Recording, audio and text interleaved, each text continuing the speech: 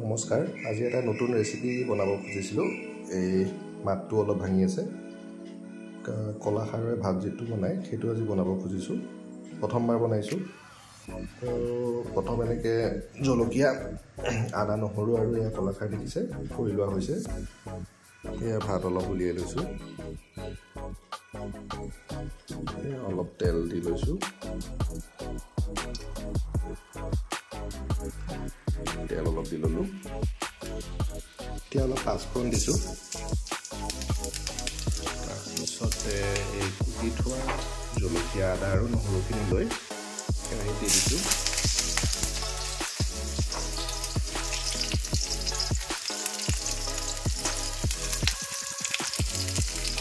ৰেকৰ্ডিংটো নিজে কৰিছোঁ সেইবাবে অলপ ভিডিঅ'টো বনোৱাটো অলপ বেয়া হ'ব পাৰে সেইখিনি ইগন'ৰ কৰিব আৰু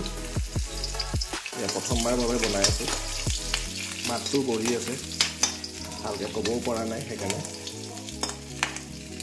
এতিয়া এই ভাতখিনি দি দিছোঁ আৰু এতিয়া ভাতখিনি অলপ ভাজিব লাগিব এতিয়া এই কলাখাৰখিনি দি দিছোঁ সেইকাৰণে ভাজিলে হৈ গ'ল আৰু মোটামুটি আৰু 2 মিনিট 3 মিনিটমান ভাজিম আৰু অলপ নিমখ দি দিছোঁ এনেকৈ 3 মিনিটমান ভাজিব লাগিব কলা চব ভালকৈ এনেকৈ অলপ ভাজি দিছোঁ এয়া হৈছে ফাইনেল ৰেচিপি কলাখাৰৰ এয়া ফাইনেল ৰেচিপি